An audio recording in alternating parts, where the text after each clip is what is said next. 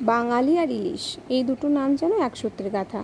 বর্ষার দিনে হোক কিংবা দারুণ কোনো দুপুরে, পাতে যদি থাকে ধোয়া ওঠা গরম ভাত আর সর্ষে কাঁচা লঙ্কায় তৈরি ইলিশের ঝোল, তবে তো আর কথাই নেই। নমস্কার বন্ধুরা, আজকে নিয়ে এসেছি একদম খাঁটি বাঙালি স্টাইলে সর্ষে কাঁচা লঙ্কা দিয়ে ইলিশ মাছের তরকারি। চলুন ঝটপট দেখে নিই এই রেসিপিটা। আমাদের সর্ষে ইলিশ বানানোর জন্য মেন মশলা হচ্ছে সর্ষে। আমি এখানে কিছু কালো সর্ষে নিয়ে নিয়েছি আর কয়েকটা কাঁচা লঙ্কা নিয়ে নিয়েছি। তোমরা চাইলে পোস্তও নিতে পারো, তবে আমি পোস্ত ব্যবহার করব না। এখানে কাঁচা লঙ্কা আর সর্ষে দিয়ে আমি মিহি একটা পেস্ট বানাবো। আজ আমি তোমাদেরকে খুব সহজেই বানানো দেখাবো এই ইলিশ মাছের সর্ষে।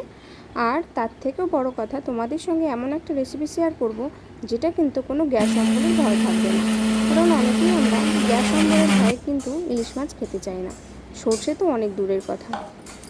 অনেক সময় এই সর্ষে পেস্ট করতে গেলে জল যদি আগে দেওয়া হয় তাহলে কিন্তু ভালো মিহি পেস্ট হয় না। তার জন্য দেখো আমি আগে একবার ঘুরিয়ে নিয়েছি, এবার পরিমাণ মতো জল দিয়ে আরও একবার পেস্ট করে নেব, তাহলে কিন্তু আমার এখানে মিহি পেস্টটা সুন্দরভাবে হবে। তো দেখো আমার কিন্তু এখানে পেস্ট হয়ে গেছে। এটাকে এখন আমরা ছেঁকে নেব।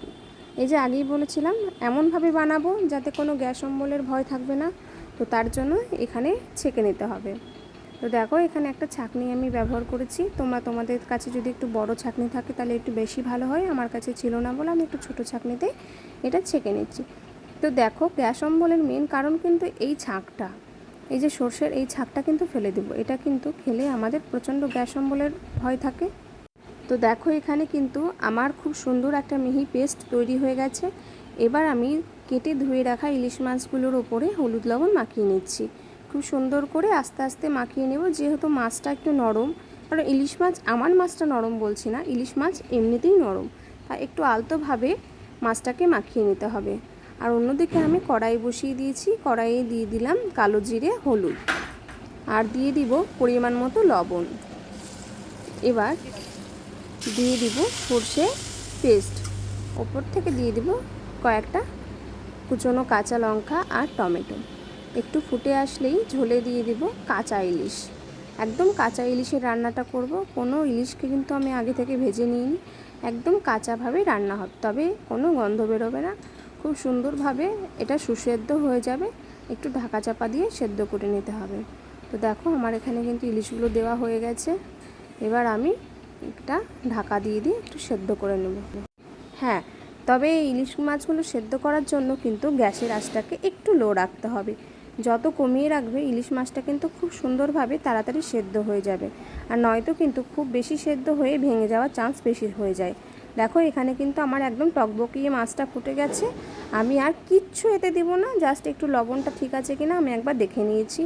ব্যাস, আজকে কিন্তু শো স্টপার আমাদের দুপুরের এই ইলিশ ভাপা। না সরি, ইলিশ ভাপা এটা বলবো না, কারণ ইলিশ ভাপা তো অনেকটা মশলাযুক্ত খাবার। তবে এটা বলতেই পারি যে ইলিশের পাতলা ঝোল, একদম ঘরোয়া উপায়ে আর খুব টেস্টি।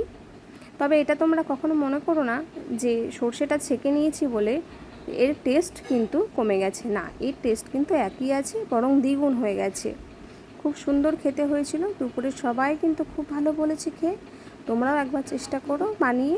যদি আমার রেসিপিটা ভালো লেগে থাকে অবশ্যই আমাকে লাইক কমেন্ট করো, ভুল হয়ে থাকলে তাতেও কমেন্ট করো, আর ভালো লাগলে চ্যানেলটা সাবস্ক্রাইব করতে ভুলে যেও না।